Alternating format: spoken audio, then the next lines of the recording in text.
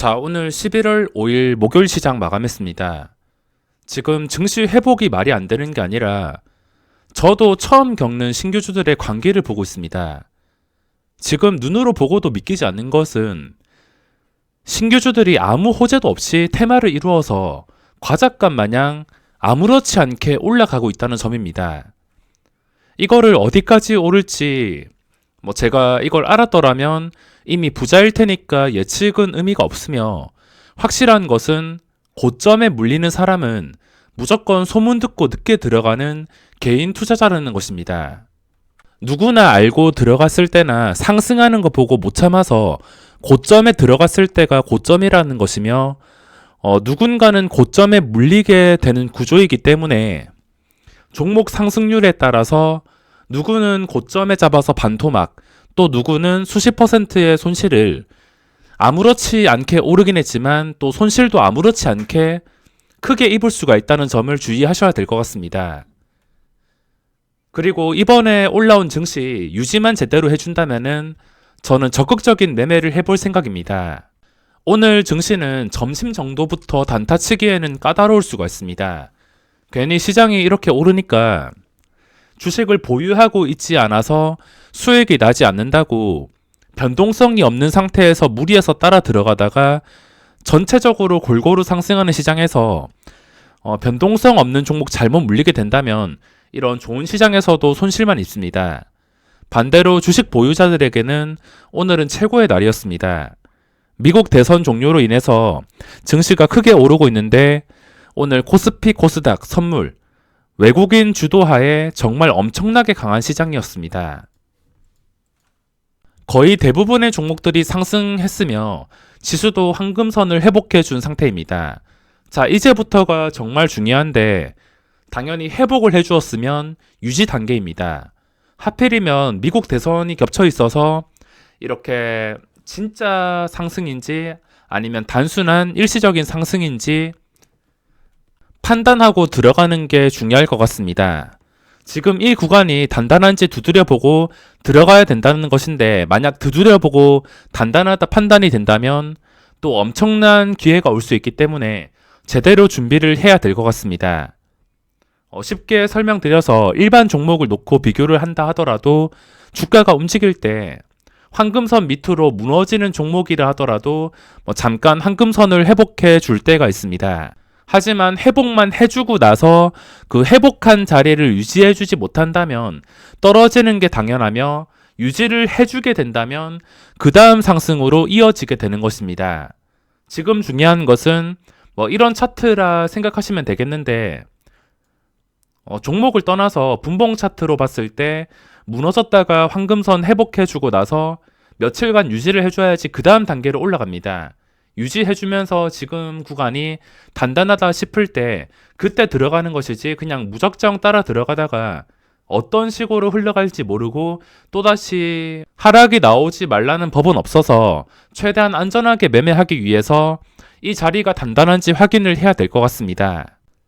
자, 현재 증시 중요한 자리는 이제부터 황금선이 되겠습니다. 그 전에 자리를 좀 나누라 한다면 800도 나누고 최근 하락 전에 고점으로도 나눌 수 있지만, 지금 당장 중요한 것은 이 올라왔던 자리 황금선을 지켜주는 것이며, 기본적으로 이 캔들을 무너뜨리지 않아야 됩니다. 오늘 상승했던 캔들을 또 아무렇지 않게 그냥 833, 830 정도를 아무렇지 않게 무너뜨려 버린다면, 또는 아무 힘도 없이 다시 833 근처까지 좀 위협적으로 내려온다면은 오늘 상승이 아무 의미가 없어집니다. 그러니까 오늘 올랐던 자리는 무조건 지켜줘야 되며, 빠진다 하더라도 크게 빠지지 않고서 소수점 단위로 빠진다면 한 번쯤은 신경을 쓸 필요가 없습니다. 그리고 코스피도 지금 한 방에 회복해 준 상태인데 코스피도 마찬가지입니다. 코스피는 좀 거리가 황금선에서 거리가 코스닥보다는 좀 멀어진 상태입니다. 코스닥을 기준으로 살펴보면 될 것 같으며, 이 자리 하루에서 한 3일 정도 유지되는 거 보고서 그때 들어갈 예정입니다. 자, 오늘 수급 상황을 살펴보겠습니다. 이게 전체적으로 외국인이 들어왔기 때문에 오늘 코스닥 수급은 어떻게 될지 정말 까다롭습니다. 최근에 들어온 거 보면은 뭐 어차피 나가야 되는 외국인들은 나가기야 하겠지만 그게 나가고 나서도 주가가 이 증시가 유지가 되는지 그거를 확인해 줘야 되는데 일단 외국인의 변수가 있을 것 같습니다. 기관 투자자의 수급도 적극적으로 들어오는 상태로 오늘까지 수급은 굉장히 좋은 상태로 마감했습니다. 자, 신규주 보시면은 신규주를 모아놓은 관심 종목인데 지금 관기가 장난이 아닙니다. 상한가 간 종목들이 여기 보이는 것만 5개가 있는데 진짜 말이 안 될 정도로 엄청난 상승률을 보여주고 있습니다. 특히나 박셀바이오 너무 급하게 올라서 거래 정지까지 맞는 신규주는 제 기억으로 거의 본 적이 없는데 엄청난 상승으로 인해서 다른 종목까지 게다가 피플바이오까지 상한가 뭐 이오플로 말할 것도 없고 바이브 컴퍼니 이렇게 차트가 무너졌던 종목까지도 상한가로 마감한 상태입니다. 센코 위드텍은 제가 어제 상한가 가기 전에 한 5만 4천 원 근처에서 매도를 했는데 오늘 또 상한가를 갔습니다. 이거 말고도 최근에 상장한 거 말고도 그 전에 몇 달 된 종목들도 빅히트도 장중에 16%까지 그리고 앞타머 사이언스 이것도 상한가 마감. 그냥 이유 없이 테마를 이루어서 전부 다 올랐습니다. 이런 경우가 주기적으로 있긴 하지만 그 주기가 짧은 편이 아니라서 이상할 거야 없지만 그래도 상승률을 봤을 때는 이 상승률이 정말 높은 편입니다. 누군가는 고점에 물릴 수 있습니다. 이게 주가가 무한적으로 상승이 나오는 게 아니라 누군가는 고점에 물려서 뭐 반토막이 나거나 아니면은 수십 %의 손실을 입을 수 있기 때문에 신규 진입자들은 좀 생각이 많아질 것 같습니다. 자, 오늘 거래대금 상위입니다. 시장이 너무 좋긴 했지만 코스닥에서 거래대금 보시면은 3천억 넘는 종목이 2개밖에 나오지 않았습니다. 시젠 그리고 피플바이오는 신규 상장주라서 제외를 시킨다면 이거 너무 많이 올라서 저는 매매조차 하지 않았습니다. 시젠을 잠깐 매매하긴 했는데 시젠도 거래대금이 오늘 3천억이 나오면서 중요한 자리를 회복해 주게 되었습니다. 이렇게 중요한 자리 회복해 준 종목들 몇 개가 외국인의 수급이 강력하게 들어왔는데 시젠 말고도 다른 종목들 보면은 두산중공업이나 하나솔루션 어제 무너졌다가 한 방에 올라온 종목도 있어서 그 종목들 유지가 되는지를 판단하고 난 다음에 들어가야 될 것 같습니다.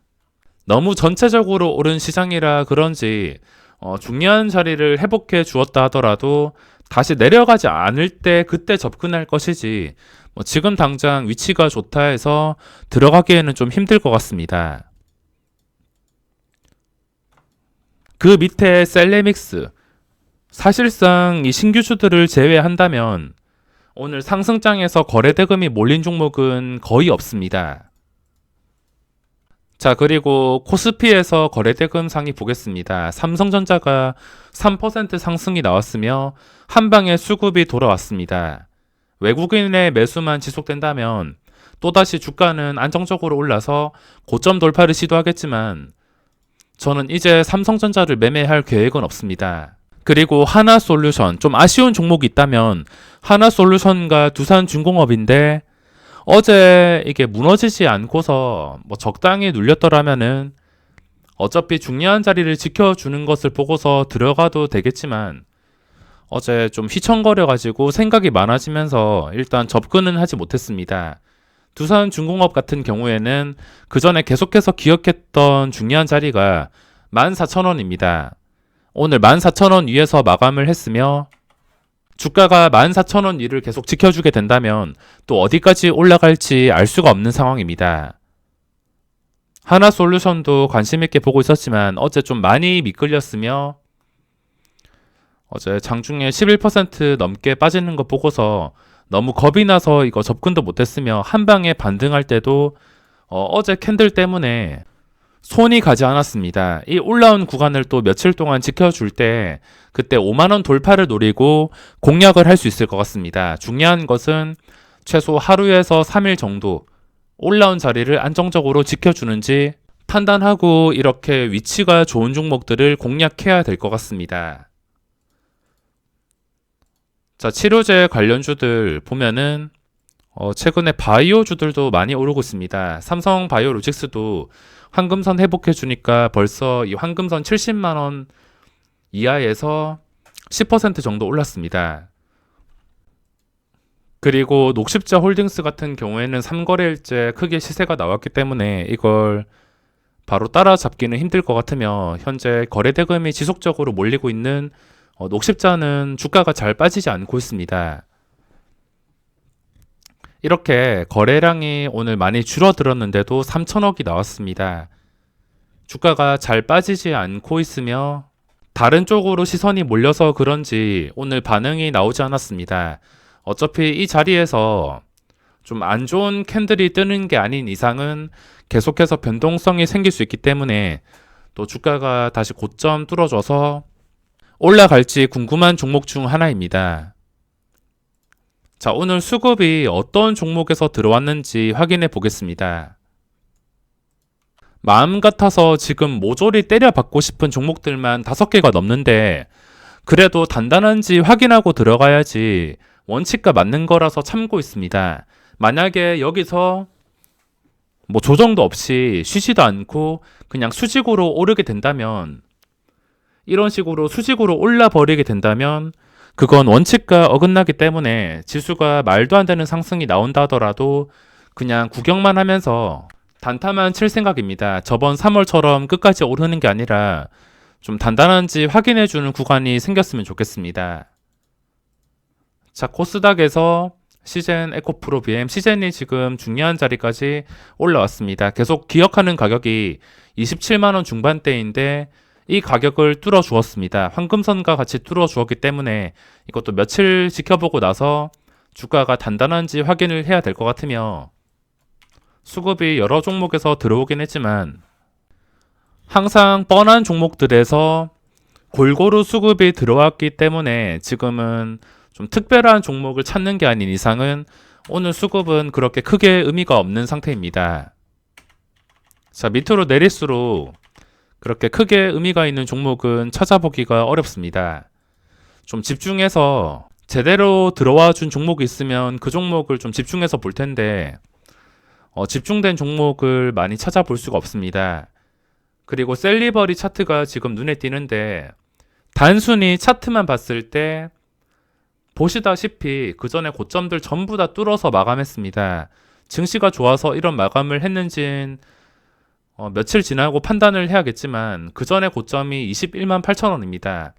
8천원 밑에도 좀 겹치는 구간들이 많은데 6천원에서 8천원 정도 내렸을 때도 이 8천원 밑으로 잘 빠지지 않게 된다면 또다시 고점 돌파를 시도할 수 있는 그런 그림이 만들어지고 있습니다. 수급으로 봤을 때는 외국인들이 골고루 들어왔기 때문에 특히 JP모간 쪽에서 많이 들어왔습니다. 이것도 어차피 빠져야 될 물량이라 생각한다면 빠지고 나서 생각을 한다 하더라도 절대 늦지 않습니다. 얘들이 계속 들어오면 좋겠지만 빠지게 된다면 종목마다 장중에 2-3% 이 시초가 기준으로 2-3% 정도가 아무렇지 않게 빠지기 때문에 외국인 변수도 있어서 제가 단단한지 체크를 해보려고 기다리고 있습니다. 어차피 지금 당장 뭐 엄청나게 큰 수익을 안 내도 계속 기회는 오기 때문에 지금 당장 주식으로 돈 못 벌면 굶어 죽는 게 아닌 이상은 마음 편하게 원하는 기회만 노리는 게 손실 없이 수익을 쌓아갈 수 있습니다. 뭐 그 밑으로는 수급의 의미가 없으며 그리고 코스피에서 뭐 항상 이름이 올라오는 종목들이 있습니다. 코스피에서도 지금 특이한 수급은 없으며 빅히트에서 좀 강한 기관의 수급이 지속이 되고 있습니다. 저점을 찍고서 반등하는 것이기 때문에 이 종목의 거래량이 좀 저도 이 종목을 장중에 보긴 했는데 거래량이 여기서부터 유지되지 못해서 좀 아쉽습니다. 잠깐 눌렸다가 다시 상승이 나오기를 기대했지만 거래량 유지가 아쉬웠으며 그래도 기간에 엄청난 수급이 지속이 되고 있어서 또 반등이 나올 때 어디까지 반등이 나올지 혹은 뭐 이런 식으로 한 방에 반등이 나오는 것은 정말 힘든 일이겠지만 그래도 기간의 수급으로 인해서 단기간에 어디까지 불꽃놀이가 나올지 궁금한 종목 중 하나입니다. 뭐 그 밑으로는 특이한 수급은 없습니다. 자, 여기까지 살펴보고 단순 일시적 반등인지 아니면 진짜 제대로 된 상승이 시작인 건지 단단한지 두드려보고 진입할 예정이며 필요한 상황이 있다면 장중에도 영상을 올려드릴 것이고 매일 상황 보고서 리뷰해 드리겠습니다. 그럼 이번 영상은 여기서 마무리하겠습니다.